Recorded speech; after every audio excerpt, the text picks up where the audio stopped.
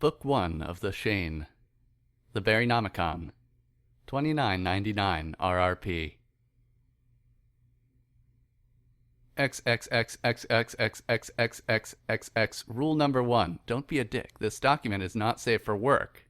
But I have one? Having a dick and being a dick is not the same. Dick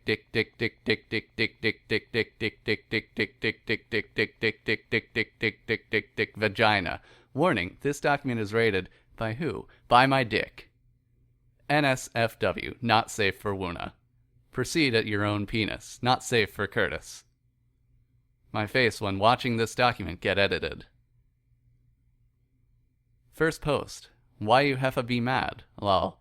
Listen here, you fucking shitlords. You do not apparently understand the sanctity of first post. You don't put your shitlord asshole alicorn buttfuck cunt liquor at the top. First post goes at the top. Do I need to make this any fucking clearer?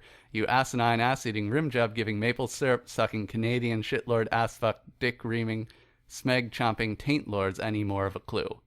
That face one, 2/3 of what follows is porn. Not even the written kind. Actual porn. Being this mad. Warning, this doc is really spoopy and shh, she's sleeping. What the fuck, cunt fist. Like 1111111111111111111111111111111111111111111111111111111111111111111111111111111111111111111111111111111111111111111111111111111111111111111111111111111111111111111111111111111111111111111111111111111111111111111111111111111111111111111111111111111111111111111111111111111111111111111111111111111111111111111111111111111111111111111111111111111111111111111111111111111111111111111111111111111111111111111111111111111111111111111111111111111111111111111111111111111111111111111111111111111111111111111YZ Lemon. Is this a drunk adversity games notepad? Shitposting intensifies.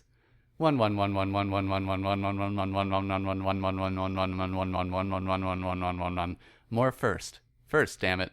This asshole. Not actual first post. Make sure whatever you do, do not send an email about this doc to redacted. No, seriously, keep us off EQD. No EQD. Million monkeys and million typewriters acquired. Now for the drunkening. Horse news? General useless information posting. Dreaded is recruiting. What's a dreaded? Zzz. When they wrap it around a pickle before they pickle it? 9/18/2015. Berrytube 4th Anniversary Games. Lewd. Ooh, sleepy pie. Ooh. Ooh, apple bloom. My life dick for our sunset shimmer, sunny shimsham. Yes. 9999999. Because why the fuck not? Ooh, apple bloom. Abandon all hope, ye who enter here. My greatest dream is a world without rarity on my dick. M.A. Larson. This must be a lie, truth. Nothing upon my works ye inebriated and rejoice.